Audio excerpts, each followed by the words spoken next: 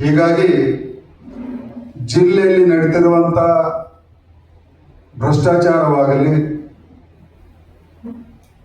ಬಡವರ ಮೇಲೆ, ದೀನ ದಲಿತರ ಮೇಲೆ ನಡೆಯುವಂಥ ಅನ್ಯಾಯವಾಗಲಿ, ದರೋಡೆಗಳಾಗಲಿ, ಅಧಿಕಾರಿಗಳಿಂದ ಸುಲಿಗೆ ಆಗಲಿ, ಇವೆಲ್ಲವೂ ಆ ಉಸ್ತುವಾರಿ ಸಚಿವರ ಕಣ್ಣು ಕುರುಡಾಗಿದ್ದಾವೆ, ಕಿವಿ ಕಿವುಡಾಗಿದ್ದಾವೆ ಮತ್ತು ಸ್ವತಃ ಕಾಂಗ್ರೆಸ್ಸಿನ ಕಲೆಕ್ಷನ್ ಏಜೆಂಟ್ ಆಗಿದ್ದ ಸಲುವಾಗಿ ಮೂಗು ಕೂಡ ಆಗಿದ್ದಾರೆ ಅಂತ ನನ್ಗೆ ಅನಿಸ್ತಾ ಇದೆ.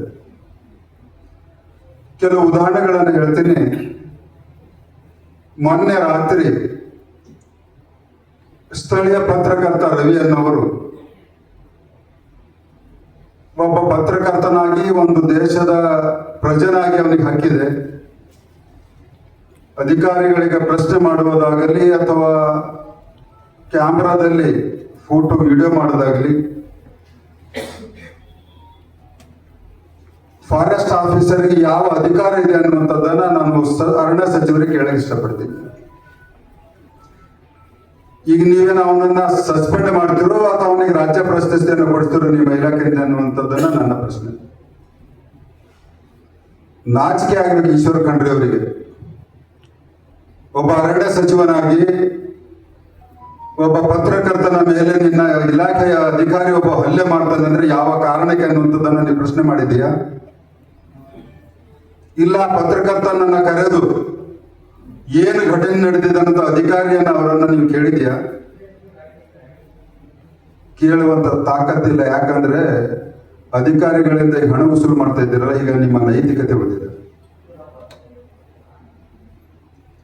ಅಷ್ಟೇ ಅಲ್ಲ, ಕನ್ನಡ ಪರ ಹೋರಾಟಗಾರರು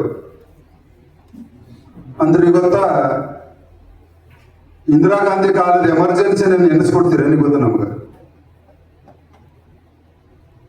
ಕನ್ನಡ ಪರ ಹೋರಾಟಗಾರರು ಮುಖ್ಯಮಂತ್ರಿಯನ್ನ ಮನವಿ ಕೊಡಬೇಕು, ಅವ್ರ ಹಕ್ಕಿದೆ. ಯಾವಾಗ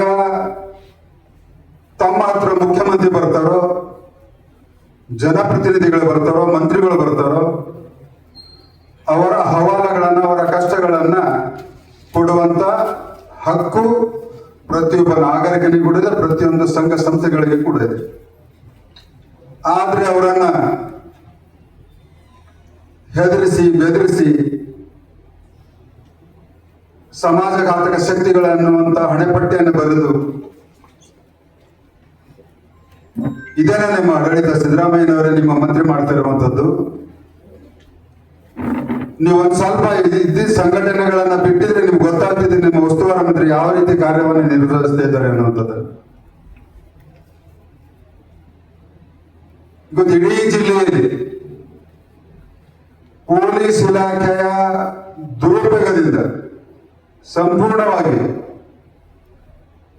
ಹೋರಾಟಗಾರರನ್ನಾಗಲಿ, ನ್ಯಾಯ ಕೇಳುವವರನ್ನಾಗಲಿ, ಹಕ್ಕನ್ನ ಮಂಡನೆ ಮಾಡುವವರಾಗಲಿ, ಸರ್ಕಾರದ ವೈಫಲ್ಯಗಳನ್ನು ಎತ್ತಿ ತೋರಿಸುವವರಾಗಲಿ, ಸರ್ಕಾರದ ಕಚೇರಿಗಳಲ್ಲಿ ನಮ್ಮ ಕೆಲಸಗಳಾಗ್ತಿಲ್ಲ ಅನ್ನುವಂಥದ್ದನ್ನು ಅಳಲು ತೋಡ್ಕೊಳ್ಳೋದಾಗಲಿ, ಇಂಥವರಿಗೆ ಇವತ್ತು ಭಯದ ವಾತಾವರಣವನ್ನು ನಿರ್ಮಾಣವನ್ನು ಮಾಡಿದ್ದಾರೆ.